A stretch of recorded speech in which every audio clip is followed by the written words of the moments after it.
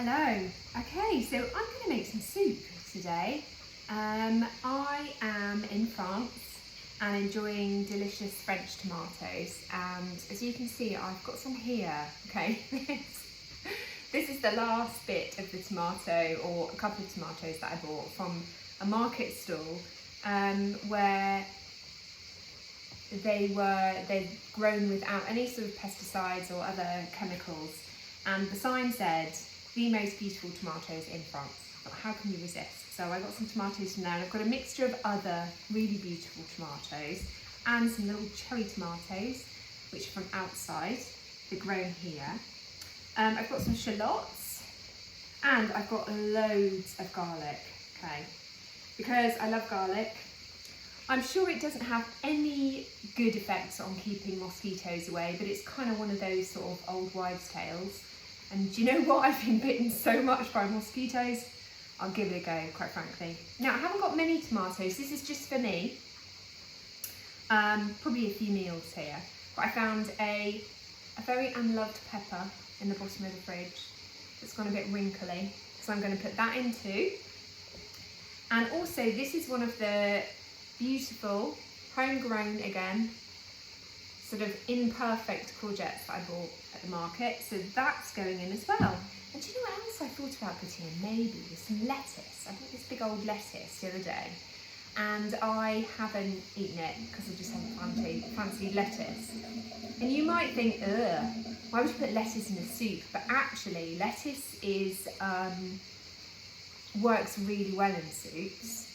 And also, lettuce contains something which makes you sleepy. So, you know, this might be quite useful for sort of your last light meal of the day. And actually, there's some other research which has shown that if you are trying to get rid of some excess body fat, you want to release some excess body fat, not lose weight, release the fat, which healthy bodies do. And you're going to do that by, you know, sort of maybe adding a little bit of time-restricted eating, so kind of fasting that feels good for you. So no forcing, no making yourself hungry. Then what seems to work better, the time of day that it seems better to skip a meal, is actually your last meal of the day as opposed to breakfast. That doesn't suit everybody, because it doesn't suit everybody's lifestyles. But if you can do that, then maybe this might be a good idea for that. So I am going to put some lettuce in and just see what happens, because I'm going to whiz it all up anyway, so it doesn't matter. Okay, so already chopped the onions, and I've peeled the garlic, ready to go, because I want to talk to you about the garlic, okay? So I'm going to chop it as I speak. So, there is some evidence. I think it was the American Institute for Cancer Research showed this as well, but it's been sort of seen in other studies too. Garlic makes a compound called allicin, and allicin has all sorts of amazing health properties. It's been cited as kind of an antibacterial, antiviral sort of substance. So this is particularly just about the allicin for a minute. But also, it's supposed to maybe have cancer-fighting properties. Be really careful about claims like that, but there's a kind of a maybe.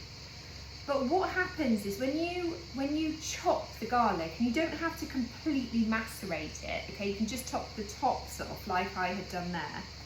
When you chop the garlic, what happens is an enzyme is released called allinase, and that enzyme then goes to work on the garlic and creates allicin. And so it seems that if you chop or crush, or it doesn't matter what you do with your garlic, you can chop it, you can crush it, you can smush it, you can press it in a garlic press, any of those things. Once you've done that, if you then leave it for 15 minutes before you heat it up, it allows the enzyme allinase to create allicin, okay?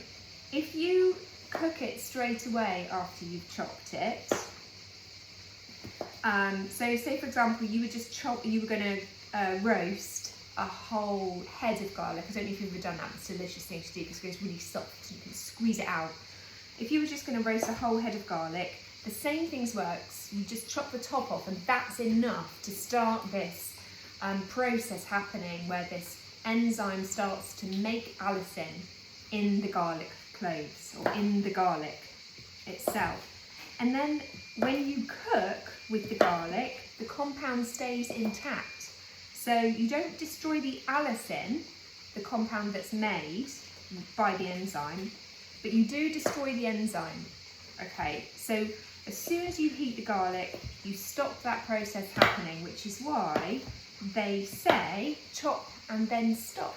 Or I think there was another one which was press and then rest, something like that. So yeah, there's a top tip for you. The other thing with onions and garlic is that they're really, really good for liver health. Your liver loves sulphurous vegetables, which these are. Sulphurs are really important for a part of the liver detoxification process. They're also really good for gut health. Okay, so onions, garlic and leeks are all prebiotic foods. So effectively they are helpful for gut bacteria. They almost create a really good environment for the gut bacteria to grow in. Bit like making sure you've got really good soil in your garden. Okay, so I'm gonna saute these in some olive oil, and just so you know, I have let the garlic rest, right? So I started the chopping process, then started this video.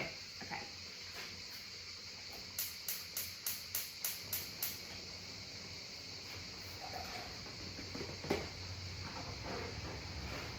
Okay, so that's just going to start sauteing in there.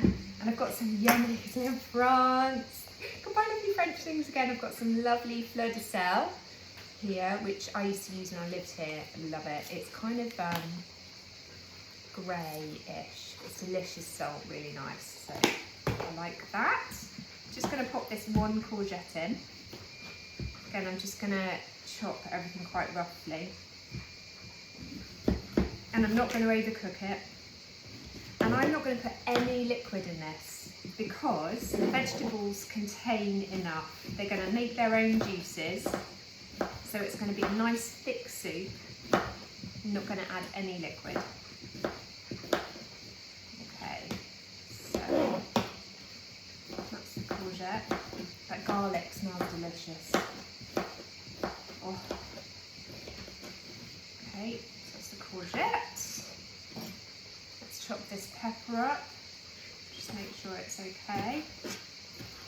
Okay, so the onions and the garlic are just starting to soften up a bit now. I'll show you.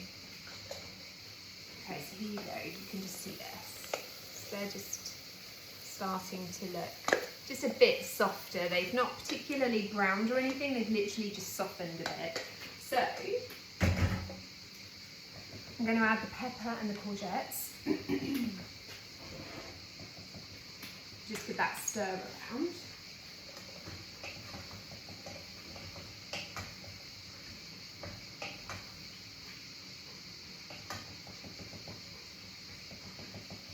Just spotted a dodgy bit. Chop that out. That bit back in. Lovely.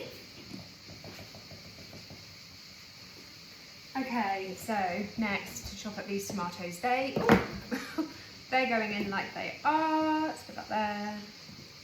Let's chop this up. And I'm only going to cook this quite lightly as well. So it keeps the flavours a bit more intact. Just look at the colour of this tomato compared to this one. I don't know, there's just something different about it and it tastes completely different. It's amazing. I'm going to go to the market again on Sunday and get some more. So tomatoes are a source of, I mean obviously tomatoes, all real food is full of all sorts of different sorts of nutrients. So, you know, it's good. It's good for you to have a mix of meat, fish, eggs, some full fat dairy, if you can tolerate it, and a nice mix of vegetables and some fruit. More vegetables than fruit, but some fruit too, it's fine. As long as it's whole fruit, it's not juiced, you need to eat it as the whole fruit. Let's pop those cherry tomatoes in, so they can't escape.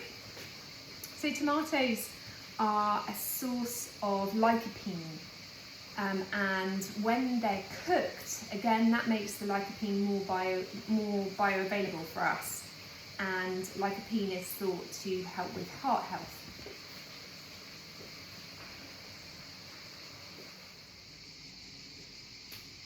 Okay, so the tomato courgette or soupy mixture has been cooking for 5 minutes. So you can see how quick it is, really. It's the preparation which takes the time. I've just realised I didn't put any salt in it, so I'm going to do that now.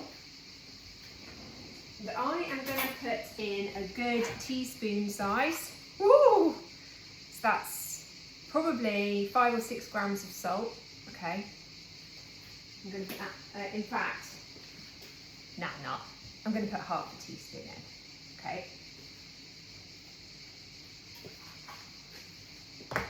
But one of the other sort of things that I talk about quite often is actually we don't need to be quite as afraid of salt either, as we have been taught we should be for the last goodness knows how many years. Turns out that one of the something that contributes much more to high blood pressure than salt is actually a high sugar, high refined carbohydrate diet. So if you are, going through your day, starting your day with cereal or a so-called healthy muesli or porridge option, and then you're having some fruit juice with that, you are dumping a load of sugar into your system. Then you'll probably be hungry again within sort of, 3 hours, maybe less. And then you might have some sort of muffiny snack with your coffee, and then you might have a sandwich for lunch, or you might have a so-called healthy couscous or quinoa, again, more starches, more starches. So many of us eat like that, and it just, it ends up with this, starch that isn't fibre, turns into sugar in your bloodstream. So particularly if it's refined, the sorts of stuff that you find in products that come in bags or boxes or packets with ingredients on, that's going to be a refined starch. That's going to break down to sugar really, really quickly in your system. And that is going to contribute to high blood pressure much, much more than salt. So let's pop some lettuce in there. I just had a little try of this to check that it isn't too bitter, because you don't want to put like a bitter leaf in this soup. That wouldn't be very nice. I'm just going to rip a bit off. So I'm just going to keep the really lovely crunchy inner bit to have, because that looks lovely. You see what that's still really nice and sort of crunchy and lovely. And just give this a bit of a tear up. And do you know what else I'm going to put in there? When I turn the heat off, I'm going to put some fresh basil leaves in there just before I blend it. So just to show you the soup, because I said I wasn't going to put any liquid in. You can see how much liquid's come out of it already. Okay, so this is it now. No liquid in there. That's just come out of what I put in the soup. Okay, so it doesn't need any liquid, I think. And more will come out of the lettuce. So all of these vegetables contain a lot of their own water. And I'm literally going to wilt the lettuce. So hardly going to leave it there at all. I'm going to treat it a bit like spinach, actually, in the same way as you cook spinach.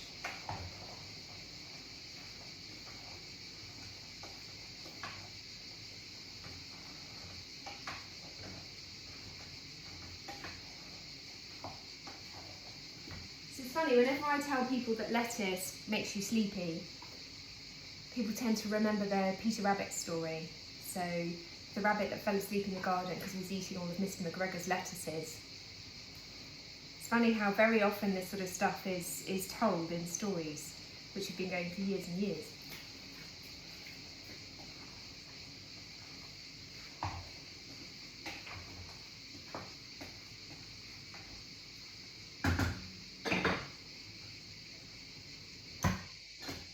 Okay, Okay, so show you that again. You can see the lettuce is wilted down already. Done. I've taken it off the heat, and I'm just gonna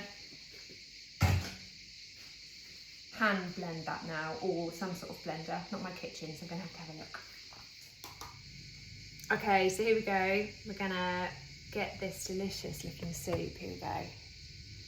Yummy. Gonna get it all blended up. Found a hand blender. Okay. So here we go. Got a lovely plant. And so let's just pick some of the bigger leaves off this. I love the smell of basil. Oh, it smells good. Smell. Here we go.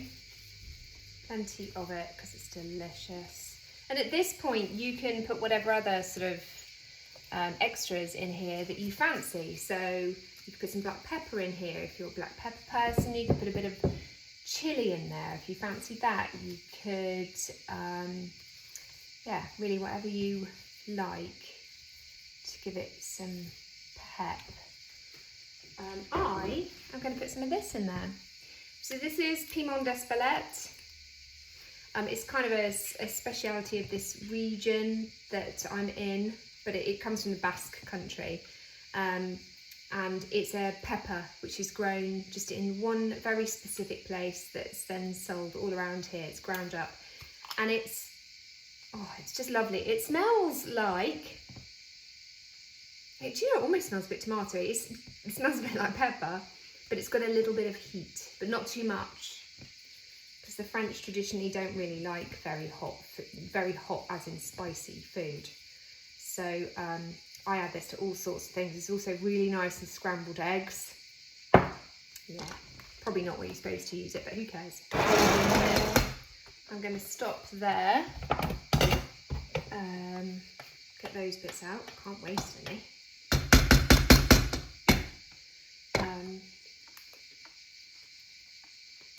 There we go. And that's not, so this is smooth enough. It's been made into a soup. Let me show you the consistency. So here we go. It's kind of, we drip it off. You can see it's thickish. It's got good, you know, but it's soupish, still soup consistency. So do not add any liquid to this. It doesn't need it. I did it. And I'm just going to taste some of this now, straight out the saucepan.